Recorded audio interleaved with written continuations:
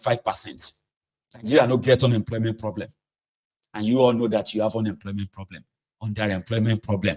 Abi, they are cooking the book now. When these guys are done, you will realize that statistics, stubborn gun, data stubborn gun.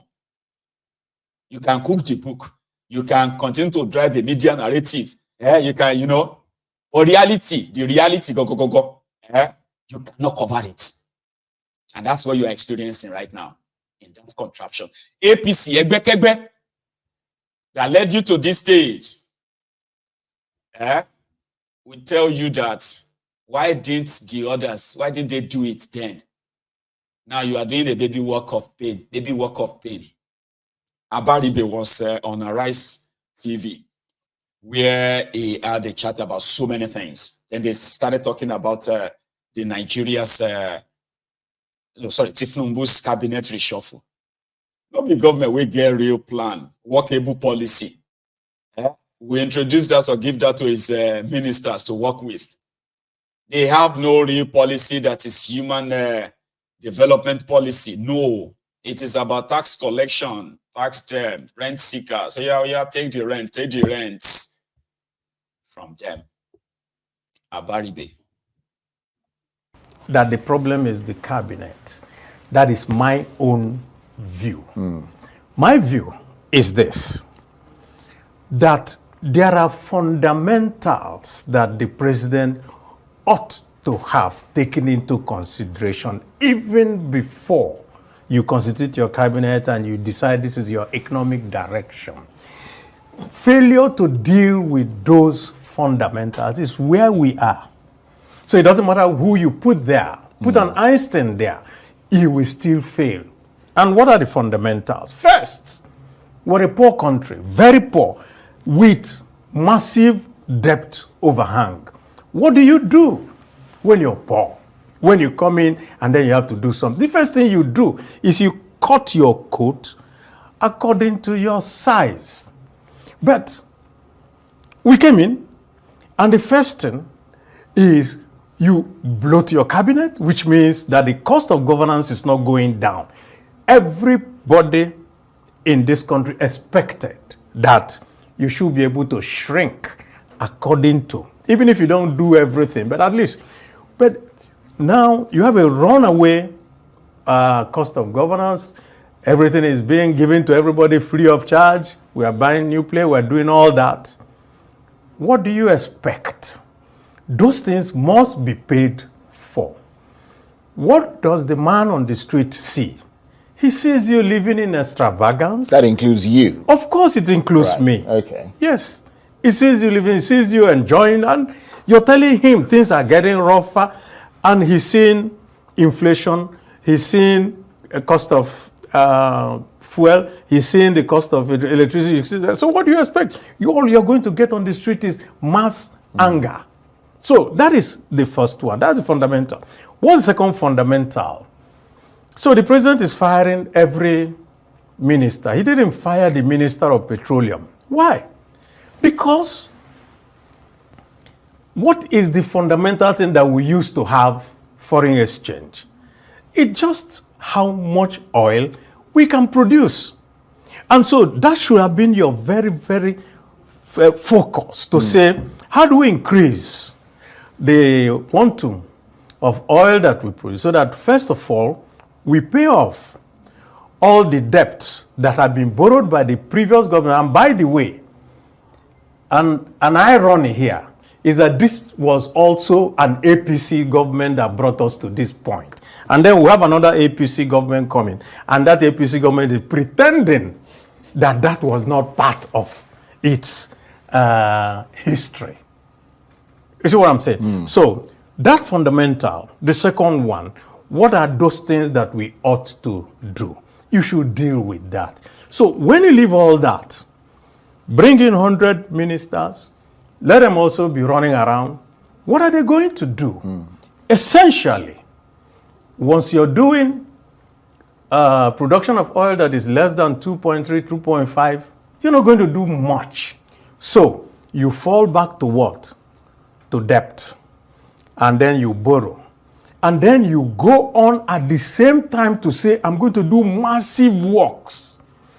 Oh, I'm going to do Calaba to Lagos, Lagos to... Those things are very nice and very... But funded with what? That the... With what? Exactly. It sounds good. We are going to, but with what? You see, let me tell you one very bad disadvantage of the crashing Naira. It makes it worse for you economically. Put it this way. When Bokwari was living, the total debt of Nigeria in dollars was somewhere around 105 billion. They love to remove the 50 billion printed by Bokwari. They love to remove that. In fact, it wasn't even 50 billion. It's like about 63 billion printed by Bokwari that nobody knows what they use the money for. 27.5 trillion naira printed and handed over to Bokwari. Nobody knows what they use it for. So if we take that out, Bokwari left the debt of $105 billion. And there is no single project completed by Bokwari. Not the railway projects, not the road projects, not a single project completed by Bokwari. Do you know that? Oh, you are looking around and say, maybe, is that true? Is that true? Well, he commissioned Kaduna, Abuja rail. Jonathan commissioned it too, in case if you don't know. Yeah. Jonathan was the first person to enter the train called the Kaduna Abuja train, in case if you don't know.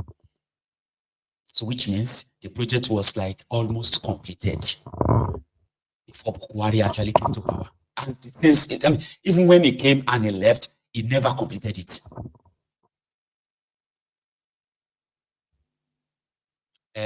But we saw the Lagos Ibadan, the new train station and all of that. They've all been paid for. It's the same project. They've all been paid for by Jonathan. But we saw the second Niger bridge and all of that. Also, it's been paid for by Jonathan. Despite the fact that Bokwari delayed it for more than 3 years, because he's not happy that such project will be heading towards the east, where you are not only just have a very tall bridge that ships can actually like pass underneath it, a dredged River Niger, a bridge with a train. You know, train will be moving under it, and the bridge where the cars will be driving on top of it. This was the planned second Niger bridge. Bokwari had to redesign it. Until now, it is uncompleted. They were supposed to construct nearly 60 or 50 kilometer road that will link the bridge from this, from Delta, Edo, and all of this side, right? Then they were supposed to construct another super highway from the other side of the bridge to Owerri in Imo State. It's not completed. So what exactly did he do with the money? The loan, the this and that. What did Bokwari, what did he do with the money? Today, you will see the Ronukus, the Ronu bastards. They will make you think there was, it wasn't the same APC, Egbekegbe. They handed over to another APC, Egbekegbe. When they begin to tell you how Nigeria is so bad, we all know that Nigeria is this country has been so mismanaged. Asiwaju Awonwere is trying to rebuild the whole thing. You would think, say, don't be the same APC to APC. Like, are you people mad? Not a single completed project by Bokwari in 8 years. None.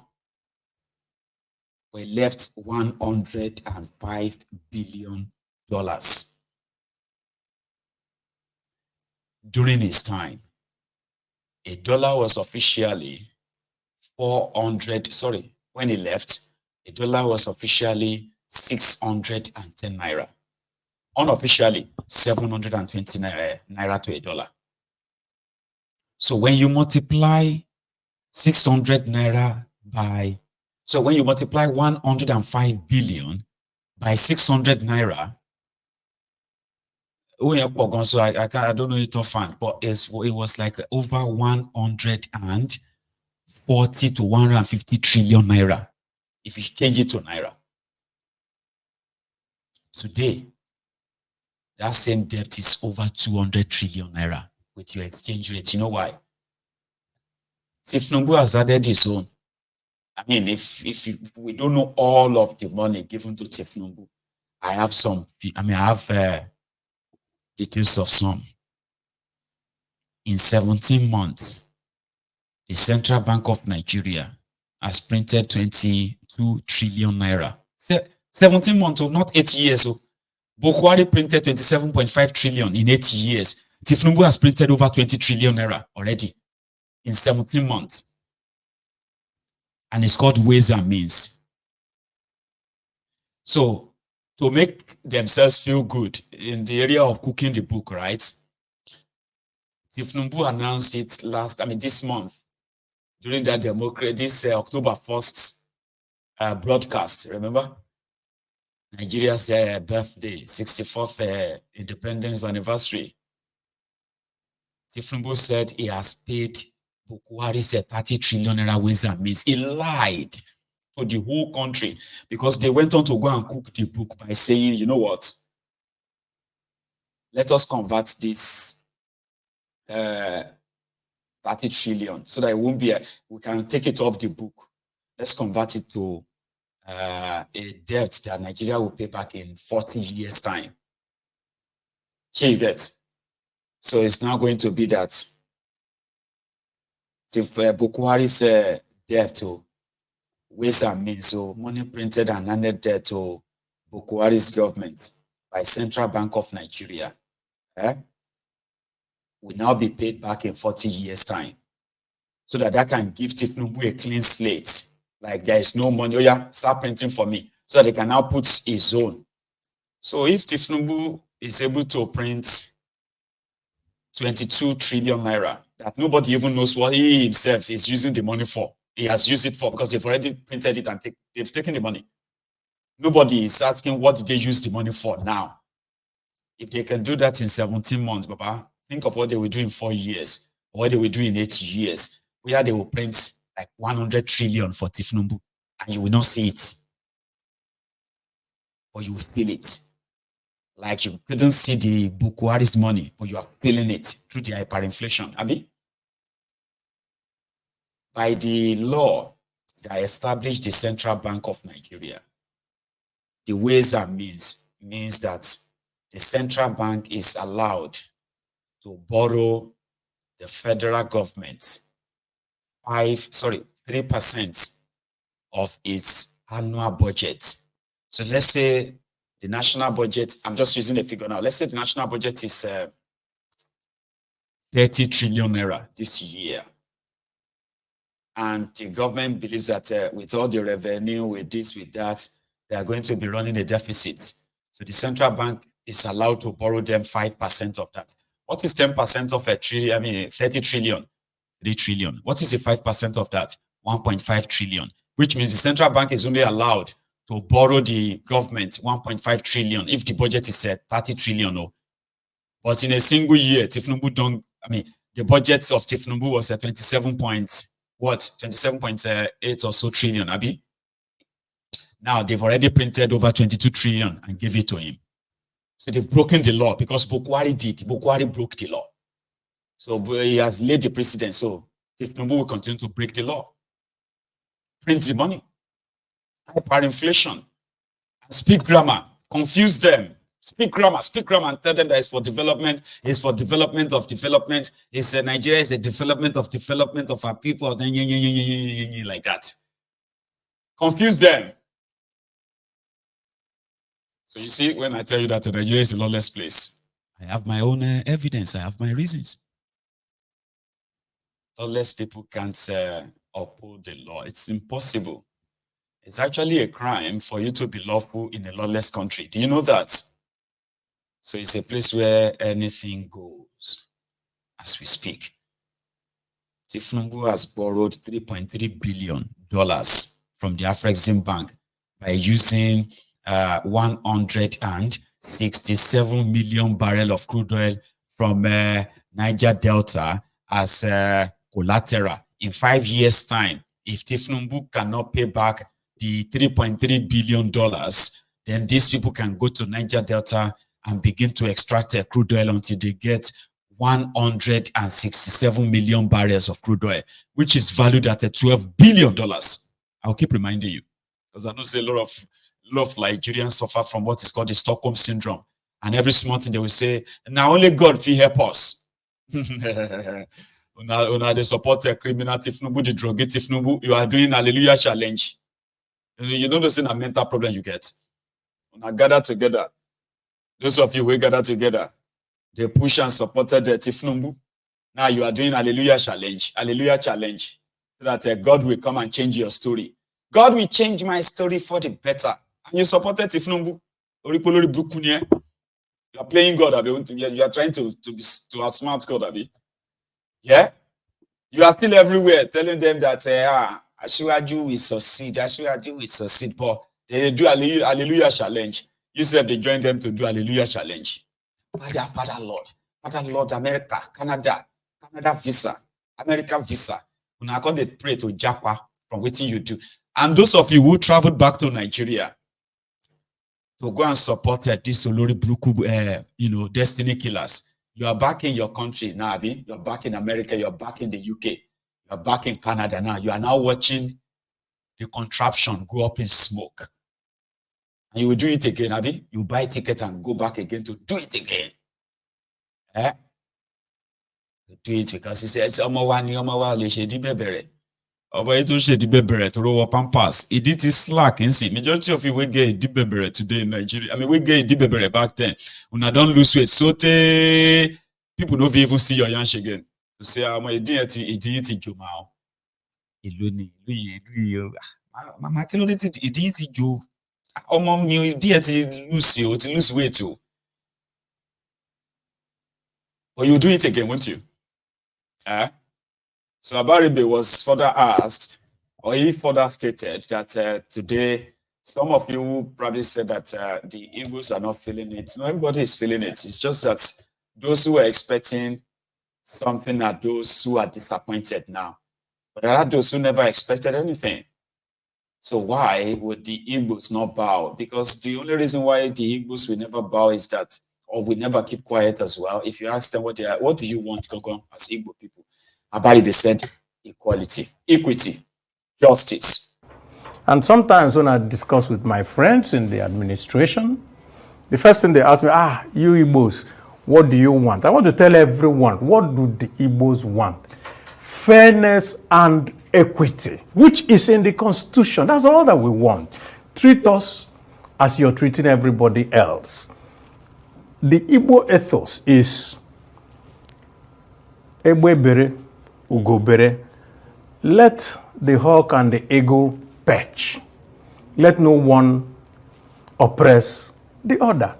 Every Igbo person is imbued inside us. So anytime that an Igbo person sees that you're not treating him fairly, they come out. And so for the Southeast, as far as they are concerned, okay, you can change, but like the French say, plus ça change, plus ça même chose. The more things change, the more they remain the same. Right. So basically, your assessment is that the Southeast has been shortchanged in this latest From beginning. Right. From beginning. Okay.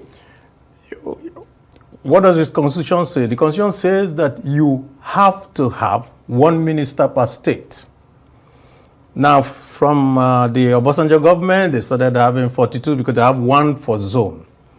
But even President Buhari, that did not, as far as we know, have any empathy for the Southeast, still gave one more minister to the southeast. And so, but what do we have today? Just that 5 for the 5 states of the southeast. So, when our people say this is renewed shege, that means that we're even worse off than we were before now.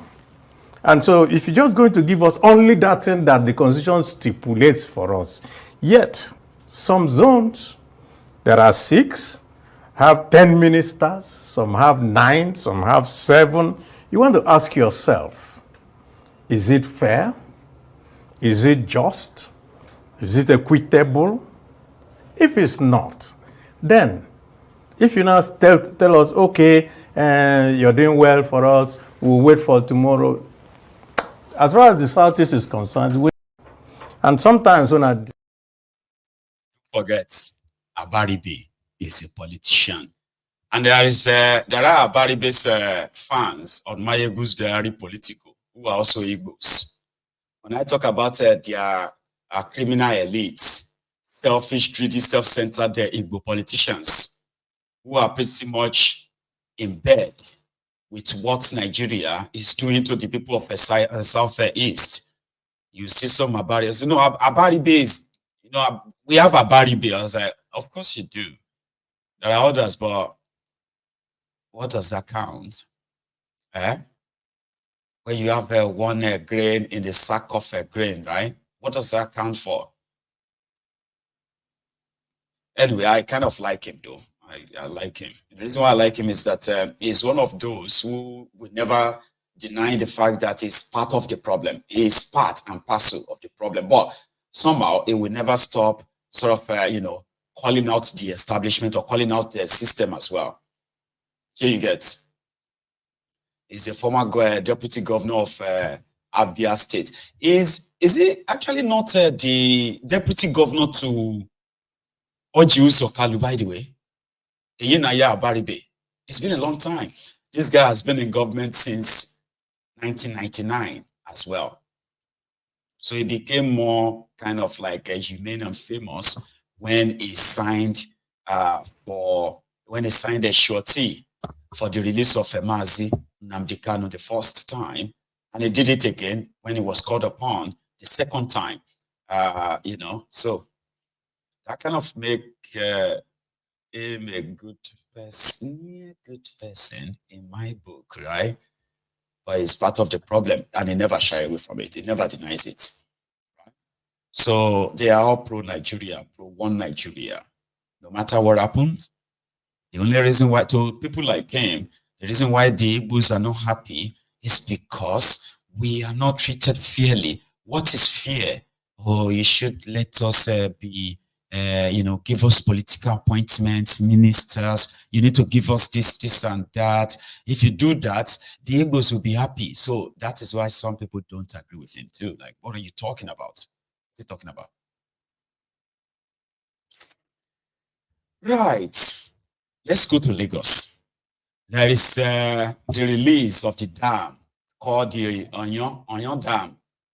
And I think it's now affecting some communities in Ogun State as well as in Lagos State. Agility in Lagos have been underwater for the past few days now. What is life like there? Something like this.